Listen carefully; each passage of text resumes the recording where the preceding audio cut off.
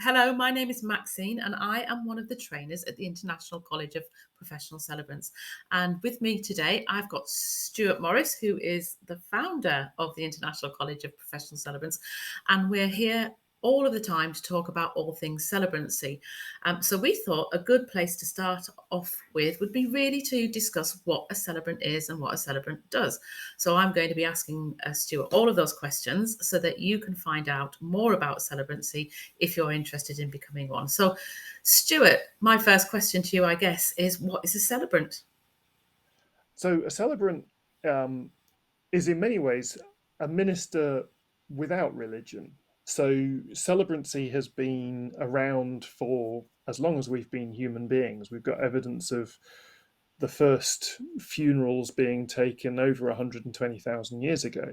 So a celebrant is simply somebody who helps people celebrate something, a wedding, a funeral, any of the rites of passage, coming of age, or anything like that. Thank you. So, how exactly do they do that? In all sorts of different ways. So, within the traditional religious context, the celebrant is the person at the front leading the service. In our environment, the celebrant is the person who meets with the family, helps them decide what it is they want. And we're talking here about whatever it is, whether it's a funeral, a wedding, an engagement ceremony, a coming of age ceremony, naming ceremony for a baby, any kind of event. So we sit down with the family, work out what it is they want and the style and flavor they want, who they want involved. We then write the ceremony, put it all together, and then on the day we are the master of ceremonies. I'm going to use the word ceremony an awful lot here. Essentially, we are the person who is guiding everybody else through the ceremony. And if you think about any wedding you've been to, any funeral you've been to, indeed any church service or ceremony at a synagogue or a mosque, there is a sequence of events that happen, and we recognize that sequence of events as, yes, that is uh, a ceremony in that context. So the celebrant is the person who leads the event itself, but also who helped the family plan it and put it together. Okay, so I guess we always see the end of the process, don't we? The actual we turn up for weddings or we turn up for funerals or naming ceremonies or anything like that. What goes on before that? What does a celebrant have to do to get to that stage? And that can depend very much on the culture that they're working in. So, for example, if we're in the Middle East and it's a funeral, then the funeral will generally happen within 24 hours of the person dying. So the celebrant has had to sit down with the family very, very quickly and plan it very, very rapidly. If we're in the United Kingdom, for example, and it's January, then it might be 3 or 4 weeks before the funeral happens, in which case you've got a much more relaxed planning process. For a wedding, it might easily be 18 months or 2 years before you actually have the event, and all of that time you've been having occasional conversations with the couple and helping them decide what it is they want. And remember, for some people, they've been thinking about and planning their wedding since they were small, and so actually the wedding itself, the day, is the culmination of a lifetime of anticipation. And so it's conversations. Essentially, the planning process is a series of conversations with the family who are wanting the ceremony, and then sitting down and a creative writing process. So there's interviewing skills, there's creative writing skills, there's project management skills, because you're planning this event not in terms of a wedding planner or a funeral director, but who's going to be standing where and what's happening in the ceremony. And I've heard of um, sort of a humanist. So, what's the difference between a humanist and a celebrant? Okay, so bear in mind. So, we've heard of celebrants and we've heard of humanists. Stuart, what's the difference? In some senses, none at all. So A Church of England priest is a celebrant. A Jewish rabbi is a celebrant. Islamic imam is a celebrant. A humanist celebrant is a celebrant within the philosophical. Remember, put phones on, do not disturb. A humanist. I'll let you do that. A humanist celebrant is simply a celebrant who belongs to the Humanist Society, which is an organisation with a particular philosophical view. Independent celebrants tend to be exactly that, independent of any organisation or any particular philosophical or religious view.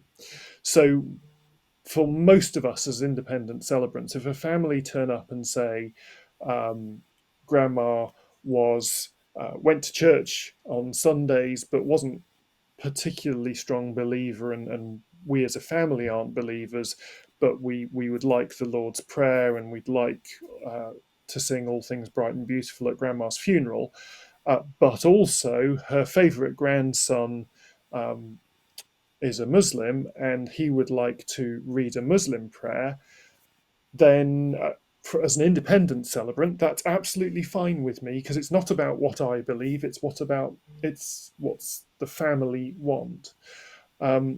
Whereas, for the most part, and there are exceptions, humanist celebrants are very like celebrants from any other faith or belief group, and they will only allow things within the ceremony that fit with their view of the world. And the Humanist Society is an atheist organisation, and so they don't generally allow religious content of any kind in their ceremonies. So the easiest way of thinking of the humanists with a capital H is that they are pretty similar to religious celebrants from any other faith group. Thank you. So what I'm hearing is the great thing about being a civil celebrant is that you can absolutely tailor your ceremonies to what your families or your couples want. Is that correct? Yeah. So as there are various terms, independent celebrants, professional celebrants, civil celebrants. We're coming from with no philosophical baggage. Obviously, we come to it with our own beliefs and views, but we're acting as celebrants that are family centered first, and we put our views behind. So I took a wedding, to get it right, Stuart, for a couple of guys. One was from a evangelical Christian background, one was from a Buddhist background, and they wanted elements within the wedding ceremony that recognized both family traditions, but also they wanted some Celtic pagan elements because they really enjoyed that part of British culture. And so we created a wedding ceremony that respected both their parents' traditions, but also not even their belief. They had no pagan belief, but they wanted the hand fasting ceremony because it's a beautiful ceremony. So I, as a celebrant, as an independent celebrant, have the freedom to incorporate all of those aspects. And it was a really beautiful wedding ceremony. In fact, that one is still my favourite wedding ceremony that I've ever taken. That's amazing. So it sounds like a brilliant career. And so for you, why is celebrancy such a great choice? What do you love about it? For me, celebrancy is a really, really important way of helping people. So when recently I sat with a gentleman whose 56-year-old wife had just died suddenly, completely unexpectedly. And although I'm not a grief counsellor, and we need to be very clear about that, we have a role to play for a particular period of time, but we're not we shouldn't step outside that role. But for that period of time, I'm able to help him have a meaningful goodbye to his wife and have a ceremony that will be a significant stepping stone along his journey of grief and recovery. And so we had a beautiful funeral ceremony. There were over 120 people in the chapel. Um, and her son stood up and gave a eulogy.